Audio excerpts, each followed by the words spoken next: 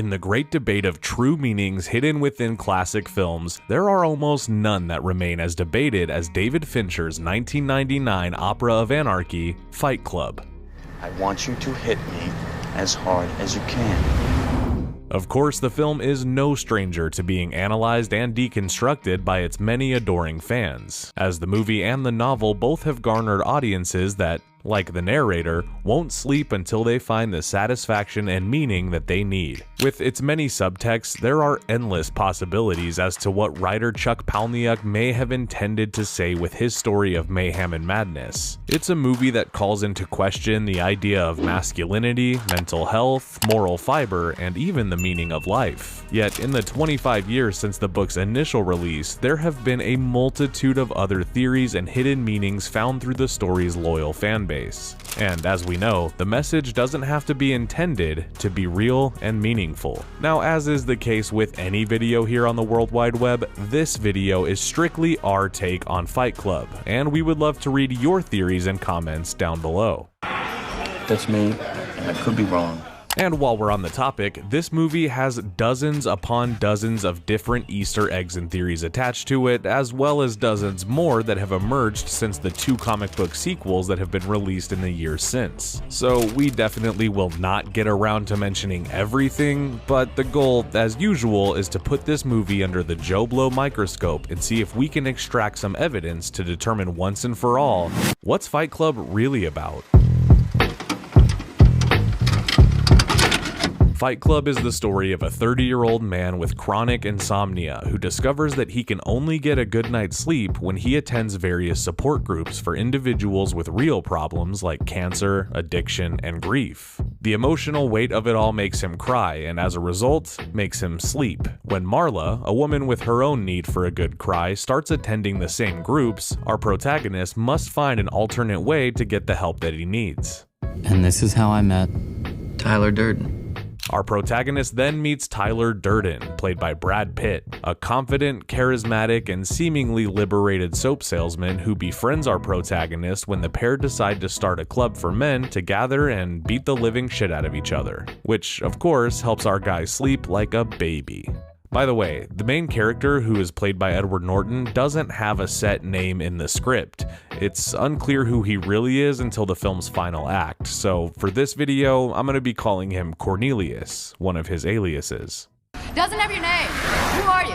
But when Tyler's Fight Club begins growing into a cult of domestic social terrorists, the story will turn itself upside down as Cornelius learns the shocking truth behind the violent support group that he helped create. Now, I'll definitely be getting into spoilers here, so an official Joe Blow spoiler warning for those that have not seen the movie.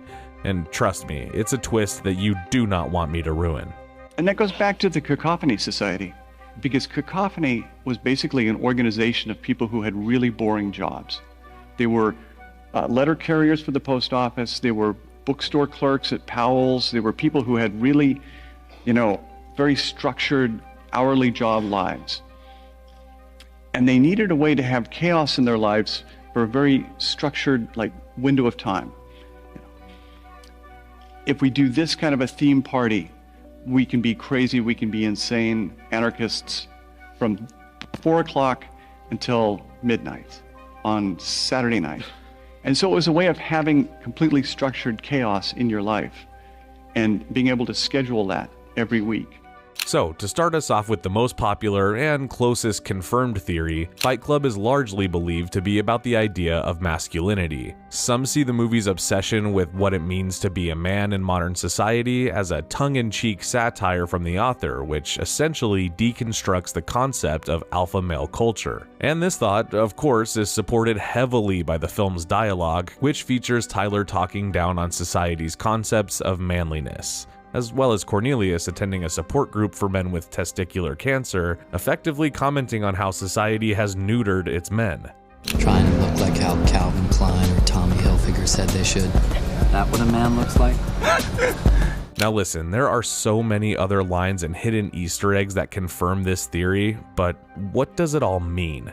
See, Tyler's agenda is really simple. He wants to liberate society from the influence of advertising, media, consumerism, and social norms and essentially create chaos. Why? Well, that's the interesting part. Tyler is a very candid character who says whatever he wants, but never says anything he doesn't mean. And early on in the film, Tyler explains his philosophy to Cornelius, stating that only when a man loses everything is he free to do anything. His goal is to strip the world of its established order to create true equality for everyone and force a more primal way of life. Tyler seemingly likes but doesn't exactly respect Cornelius throughout the movie's unfolding events. He's there as a friend to have fun and carry out his plan, but when it comes to the way he sees Cornelius, he doesn't think of him as anything more than a useful tool. If Tyler doesn't look at Cornelius as a man because of his IKEA furniture and Calvin Klein underwear, then Tyler represents the idea that a man needs to be unconcerned with anything other than absolute freedom, and that things like a yin-yang living room table and Starbucks coffee make you less of a man. I don't think it's a proclamation like that, but I think it's an examination of why men feel... But there are a lot of frustrated men. Yes, around. Sure, yes. and White males. it is true we are in PC times where it's, you don't yell, you don't fight, and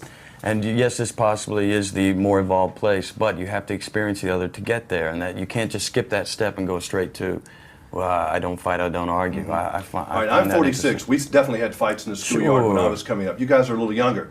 Did you have people And would you that say had- they were innocuous at this point? I mean, this is before people whipping out guns, but Right. would you say, for me, it was innocuous.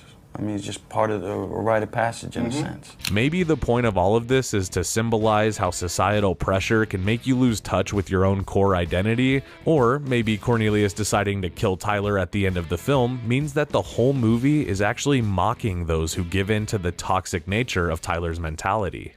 Sir, the first rule of Project Mayhem is you do not ask questions, sir.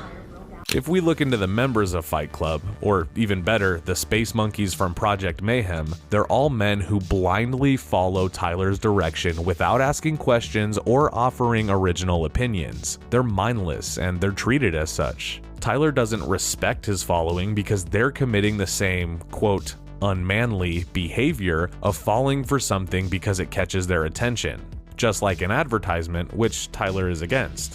Fuck Martha Stewart. So does this movie have objective hints that deal with the topic of toxic and fragile masculinity? Yes. And does that mean that the author is mocking or advocating for it? Well, personally, I think if it takes getting your ass kicked in a disgusting basement to be considered a man, then color me a little bit. There's so many different aspects to it. And one is just, my classic thing is that there are so few social model novels or stories for men. For women, there are, every season, there's a new Joy Luck Club, a new How to Make an American Quilt, a new Traveling Sisterhood of the Yagaha Pants, whatever. Just all these different models in which women can come together and talk about their lives. And if you're a man, you've got either Fight Club or you have the Dead Poet Society. And that is really it. So we don't have a lot of narratives that depict to men a role or a kind of script of, in which to come together and talk about their shed. Another thing is Jordan Peterson, back to Jordan Peterson. He talks about that need for really rough play. And he talks about it a lot. And a lot of my friends, they brag about how badly their kids hurt them. Oh my gosh, my daughter came at me the other day. I had no idea how strong she was. She pulled my arm out of the socket, and they're proud. So let's talk about some of the other potential hidden meanings in Fight Club. The soap. Tyler's recipe for soap includes using human fat. It's a popular belief that the soap represents people's false expectation that an expensive bar of soap will make them more clean and more pure. Obviously, it will do no such thing, and all they're really doing is Selling rich women their own fat asses back to them. Cornelius's spirit animal is a penguin. This is discovered at one of his support groups early on, where he's meant to find his inner peace. The penguin happens to be a flightless bird, and it's trapped inside a cave made of ice. I think it's safe to say that this can be simplified down to Cornelius feeling like there's no escape from his cold life, despite wanting to fly away. There's also a huge Starbucks cup conspiracy where there's supposedly a cup of coffee with the Starbucks logo hidden in almost every scene. Obviously, this one is simple. It not only represents consumerism's vast reach, but it also ironically shows that this anti-establishment movie must have had millions of dollars of Starbucks' money for advertising. We now had corporate sponsorship. Now, the second act of the movie follows the growth of Fight Club and the ongoing toxic relationship that Tyler has with Marla. Marla is an interesting character. She's essentially the love interest of the piece, although Cornelius thinks he isn't into her, but she's got layers just as much as anyone else in this weird-ass movie. Marla starts going to groups because, well, as she says, It's cheaper than a movie and there's free coffee. Now look. But really, Marla is seeking more than morbid, bleak entertainment. She's looking for understanding. Marla is clearly unwell. She's morally skewed, unkempt, and suicidal at some point. But she's also loyal, empathetic, and comforting in a way that Cornelius can't seem to resist. If we look at what Marla actually brings to the movie, we can see that she adds romance, common ground, perspective, and a device for Cornelius to eventually learn that he's not just a friend of Tyler Durden. He is Tyler Durden. Is that a pretty accurate description of our relationship, Tyler? We have just lost cabin pressure. Marla's dynamic with Cornelius throughout the movie seems honest and genuine. There's never a moment where Marla seems to be intimidated or even really impressed by Cornelius. But when Marla is with Tyler, she's way more unhinged, less deep, and more manic. And because of this, I think that Marla doesn't exist. Oh, here comes an avalanche of bullshit. A little more faith than that. Hang on, I know in the comic book sequels of the story they have Cornelius and Marla married with a child, and that would suggest that she is 100% real, but I'm not including the sequel's lore or story expansion as it's not exactly related to the movie, and even if it was, we already know how unreliable of a narrator we're dealing with here. I just can't win with you, can I? My theory is that while Tyler represents the rebellious, self-assured, and increasingly dominant side of Cornelius, I believe that Marla represents the more feminine tendencies that he's constantly pushing away. You're probably asking, why do I think this? Well, Tyler himself says, quote, We're a generation of men raised by women. which would imply that Cornelius's mother was the one who raised him, which is also confirmed when Cornelius mentions that his dad left him at an early age. And it's therefore safe to assume that Cornelius at least has some kind of softer side to him. Somewhere. I fight Gandhi. Good answer. Also, we never really see Marla interact with anyone whenever Cornelius isn't there. We never even see her speak to anyone if she isn't in the presence of Tyler or Cornelius. And it really makes you begin to wonder if the reason that Cornelius first saw Marla was at a support group because that's where he would go to cry, thus being more in touch with his emotional and quote, feminine side, aka Marla.